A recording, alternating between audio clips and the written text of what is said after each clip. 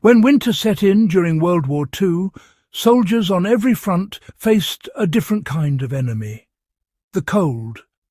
Hypothermia, frostbite and exhaustion killed more men than bullets in certain campaigns.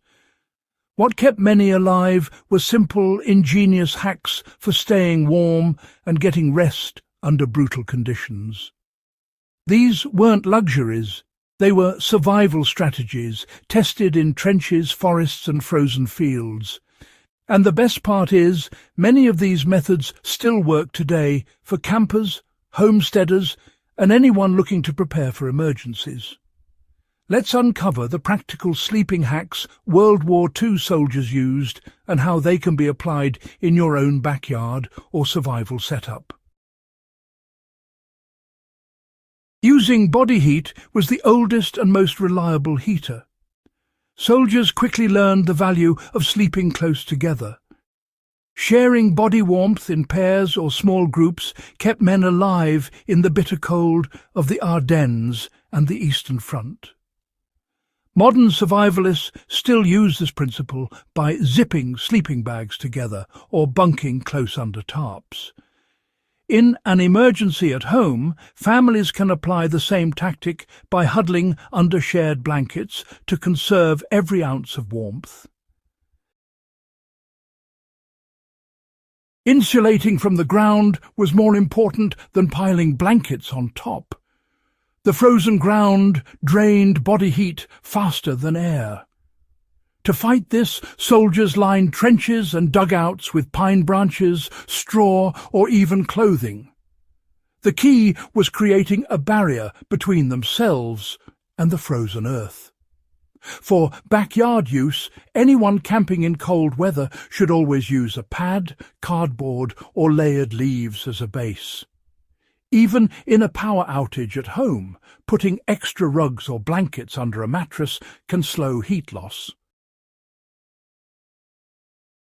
Soldiers improvised hot water bottles to hold heat through the night. Whenever fires were possible, men heated stones, bottles or canteens and tucked them near their core before bed. The warmth radiated for hours, often long enough to make the difference between waking stiff or not waking at all. GIs in the Ardennes stuffed socks with heated rocks and slipped them under coats. Today, boiling water and sealing it in a bottle wrapped with cloth works the same way. In survival conditions, it can be repeated nightly with almost no resources. You know, soldiers learned not to overdress before sleep. Many actually froze faster by sweating in too many layers, only to have that moisture chill them overnight. The trick was to strip down to dry inner layers, then use outer garments as a blanket. German troops even tucked damp socks inside their coats to dry with body heat while they slept. For modern preppers or campers, it's a good reminder to avoid piling on every coat you own at bedtime. Dry, breathable layers work better than bulky wet ones. Sleeping in shifts allowed both safety and survival. Where temperatures plummeted, soldiers rotated sleep so someone could tend a fire, adjust bedding, or stand guard. Soviet partisans used this system to keep morale high and fires alive through the night. In group survival, this is still a practical system. It ensures warmth, security, and avoids the risk of everyone slipping into dangerous cold sleep at once. Blocking wind mattered more than extra clothing. Wind exposure was often deadlier than low temperatures. Even with coats, drafts in foxholes drained warmth. Soldiers stacked earth, gear, or pine branches to cut the breeze. In the Ardennes, fir boughs lined trenches to create makeshift wind barriers. Backyard campers can apply the same tactic by setting tents behind fences, tarps, or natural barriers. Reducing wind chill is one of the fastest ways to conserve heat. Soldiers used high-calorie snacks before sleep to stay warmer. Calories equaled heat.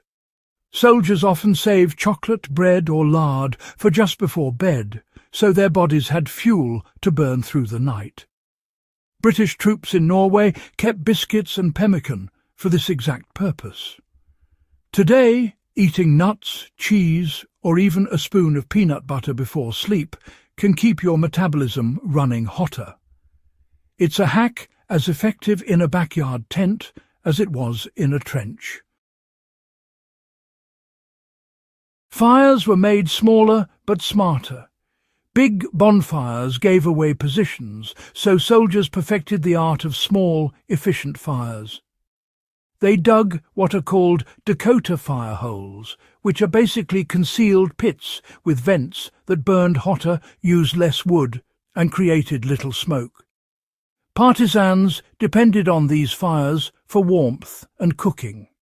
For backyard survival, learning this technique is still useful. It keeps your fire manageable, safe, and hidden from view while maximizing heat output.